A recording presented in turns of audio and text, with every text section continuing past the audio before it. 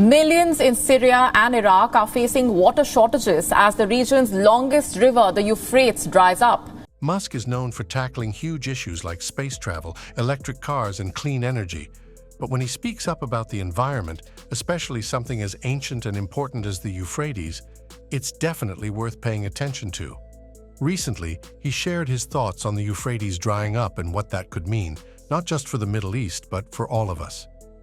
Musk isn't usually one to talk about rivers or environmental issues like this, so his comments really got people's attention. According to Musk, the Euphrates is at a dangerous tipping point.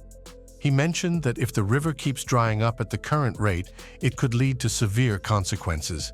He explained that it's not just about a river running dry, it's about the millions of people who rely on it for daily life. Without the Euphrates, people in Iraq, Syria, and Turkey could face extreme water shortages. You know, Earth is actually a giant computer to understand the answer to the question, what is the meaning of life? So, what could actually happen if the Euphrates River dries up? The consequences would be huge, not just for the countries it flows through, but for the entire region. First, there's the obvious problem of water scarcity. If the Euphrates dries up, millions of people could lose access to fresh water. Drinking water would become more expensive and harder to access, and that's just the beginning.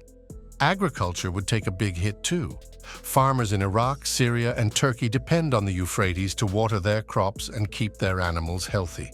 Without this river, fields of wheat, barley, and other staples could dry up. Livestock would suffer too, which means food prices could rise and food shortages could become common. The Euphrates has always provided a steady supply of water for irrigation, but without it, farming could become nearly impossible for many people. The impact doesn't stop with farming. Energy production would be affected as well. Many power plants along the Euphrates rely on its flow to generate electricity. If the water level drops too low, these plants might not be able to function, leading to power shortages. This could mean blackouts and interruptions in daily life for people across the region. Businesses, hospitals, schools, everything that depends on electricity could be hit hard. Then there's the risk of increased conflict. Water scarcity has been a source of tension in the past, and if the Euphrates dries up, that tension could get even worse. Countries and communities might start fighting over what little water is left, leading to political instability. So, what's causing the Euphrates River to decline? There isn't just one reason. It's a mix of environmental and human factors. The Euphrates River is fed by a mix of rainfall and melting snow, especially from the mountainous regions it flows through. This combination of rain and snowmelt results in the river reaching its highest water levels during April and May. During these spring months, the river's discharge can make up a large percentage of its annual flow, about 36%. And in some cases, sources say it may even reach 60–70% of the yearly total. However, as summer and autumn approach, the flow reduces significantly. This natural cycle of high and low water levels has been the pattern for the Euphrates for centuries. Historically, the average annual flow of the Euphrates was recorded in three key areas. Near Kaban, the annual flow was around 20.9 cubic kilometers, while farther south it reached about 36.6 cubic kilometers, and near Hindia, it dropped slightly to 21.5 cubic kilometers. But these averages don't tell the full story. There can be big variations in the river's flow from year to year. For example, at Birakik, a town near the Syro-Turkish border, the annual discharge has ranged widely, from as low as 15.3 cubic kilometers in 1961 to a high of 42.7 cubic kilometers just 2 years later in 1963. This kind of fluctuation can make it hard to predict water availability, impacting everything from agriculture to drinking water supplies. However, the natural flow of the Euphrates has changed significantly since the construction of dams in the 1970s. These dams control the flow of water for power generation and irrigation, but they have also reduced the river's natural seasonal variability. Data collected after 1990 reveals a clear impact. For instance, before the dams, the peak flow it hit reached as high as 7,510 cubic meters per second. But since the dams were built, That peak has dropped to around 2,514 cubic meters per second. The minimum flow hasn't changed as much, increasing only slightly from 55 cubic meters per second before 1990 to 58 cubic meters per second afterward. This change has made the Euphrates flow more stable year-round, but it also means less water reaches certain areas during the peak season. The Euphrates also has several tributaries in Syria that add a small amount of water to the river. These are the Sajur, Balik, and Kabur rivers. The Sajur is the smallest tributary, originating near Gaziantep in Turkey and joining the Euphrates after passing through Manbij. The Balik River gets most of its water from a large spring near Ain al-Arus and flows south to Raqqa, where it merges with the Euphrates. The largest of the three tributaries is the Kabur River, which begins near Ras al-Ain and flows southeast, eventually joining the Euphrates near Busaira. Once the Euphrates crosses into Iraq, there are no more natural tributaries feeding into it. Another major issue is water overuse. People, industries, and agriculture all draw from the river, and as populations grow, the demand for water rises. Farmers especially rely on the Euphrates for irrigation, but this heavy use is straining the river. Then there's dam construction, which affects how water flows. Dams help with power generation and water storage, but they also slow down the river and reduce the amount of water reaching other areas. While dams bring some benefits, they can also reduce downstream water availability, leading to shortages. The Euphrates River has not only shaped natural landscapes, but has also been a witness to the rise and fall of powerful civilizations. This river, flowing through the heart of the Fertile Crescent, has long been at the center of human history. From the early occupation of the basin to the grand cities of Mesopotamia, the Euphrates has seen it all. In the early days, human settlements were mainly along the upper reaches of the river. This is the area we now call the Fertile Crescent, known for its rich soil and early development of agriculture. Some of the oldest human artifacts, like Acheulean stone tools, have been found here along with remains of early humans dating back almost 500,000 years. Ancient villages such as Abu Huraira and Murebet were among the first places where people shifted from a nomadic lifestyle to forming settled communities. These villages were initially built by hunter-gatherers, but later became some of the world's earliest farming communities. As time passed, these early farming communities expanded further down the Euphrates. The need for water led to the development of irrigation techniques, allowing settlements to flourish in areas with limited rainfall. By around the 4th millennium BCE, during what's known as the Uruk period, large urban settlements emerged along the Euphrates. This period marked the beginning of true cities with monumental buildings and organized societies. Cities like Tel Brak and Uruk became central hubs of trade, culture, and political power. Throughout the Yemdet Nazar and early dynastic periods, the Euphrates Valley in southern Mesopotamia saw rapid population growth and the rise of influential city-states like Uruk, Sippar, and Kish.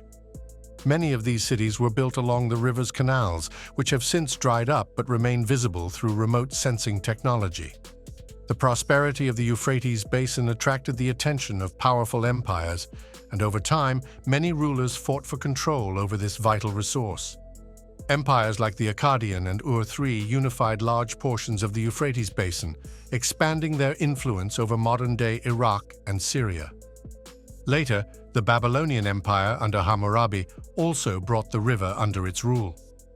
Control of the Euphrates continued to shift among powerful empires, from the Assyrians and Babylonians to the Hittites and later the Achaemenid Empire. Even Alexander the Great, the famous Macedonian conqueror, sought to control this region, eventually defeating the Achaemenid ruler Darius III. In the centuries that followed, the Euphrates became a border and battleground between competing powers. The Seleucid, Parthian, and Roman empires all sought control of its fertile lands, and later the Byzantine and Sassanid empires fought over it. The Islamic conquest in the mid-7th century marked another turning point, bringing new cultural and religious influences to the region. Musk's message is clear: we can't ignore the signs any longer. The river is at risk, and if we want to prevent a disaster, we need to act. You have to run a lot of simulations to understand what's going to happen, because you can't really test the rocket until it goes to space, and you want it to work. So you have to simulate. His call isn't just for governments or large organizations. He's encouraging everyone, from local communities to global leaders, to find ways to conserve water, support sustainable practices, and protect natural resources. He's also hinting that we can't rely on old methods. Instead, we should be looking at new ideas and technologies that can make a real difference. With his statement, Musk has reminded the world that this is a crisis that needs urgent attention. One of the things Elon Musk believes in is the power of technology to solve big problems, and the Euphrates River's crisis is no exception. There are innovative solutions that could help conserve water and reduce pressure on the river. For instance, advanced irrigation systems use less water by delivering it directly to the plant's roots, which helps reduce waste. Imagine farms that are just as productive but use only a fraction of the water. Technologies like these could help farmers along the Euphrates save water while still growing crops efficiently. Another promising area is water purification and desalination.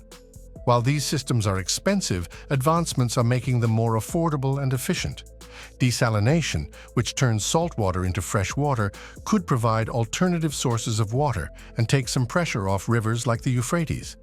Then there's artificial intelligence, AI, which can monitor water usage and predict shortages before they happen, allowing us to prepare and adjust our habits accordingly. Musk has often pushed for sustainable practices, and here, technology is key. These solutions don't just save water, they help us rethink how we use and value it. Musk's warning isn't the first time a significant figure has raised an alarm about rivers drying up or the environment reaching a critical tipping point. One particularly fascinating figure in this regard is Nostradamus, the French astrologer and seer from the 16th century. Nostradamus's prophecies have been interpreted countless ways, but some readers claim he predicted environmental crises that could threaten humanity. For instance, in his famous book Les Prophéties, he alludes to rivers flowing backward or water drying up as part of a larger apocalyptic vision. Though his words are cryptic, many believe he foresaw climate-related disasters and the drying up of rivers as part of a warning about humanity's future. In more recent history, a notable voice of caution was Rachel Carson, a marine biologist, author, and conservationist who wrote the groundbreaking book Silent Spring in 1962. Carson's work didn't directly focus on rivers, but it exposed the dangers of pesticides and pollution in a way that made the public aware of how human activity could harm natural water sources and ecosystems. Another figure who spoke passionately about environmental issues was Chief Seattle, a 19th century Native American leader. He famously said, "Man did not weave the web of life, he is merely a strand in it. Whatever he does to the web, he does to himself." In religious contexts, many texts have referenced rivers as signs of life or, conversely, as indicators of change or challenge. The Bible, for instance, mentions the Euphrates multiple times. In the book of Revelation, a passage describes the Euphrates drying up as a sign of the end times. This biblical reference has fueled speculation and concern over the years, especially as water levels in the river have visibly dropped in recent decades. For those who interpret these texts literally, the drying of the Euphrates seems like an eerie echo of ancient prophecy, adding a layer of urgency to Musk's warning. During the Dust Bowl era in the United States in the 1930s, several prominent voices warned that the land's overuse would lead to devastating consequences. Historians often highlight President Franklin D. Roosevelt's New Deal programs that focused on soil and water conservation, encouraging sustainable farming practices. Though these programs were U.S.-centric, Roosevelt's call for conservation came after seeing the destruction caused by neglecting the land and its resources. His message was clear. Without sustainable practices, nature has its way of reminding humanity of its limits. Let us know in the comments what you think about this issue. Do you think we can turn things around? If you found this video helpful, please give it a thumbs up, share it, and subscribe for more content on topics that matter. And don't forget to hit the notification bell so you never miss an update.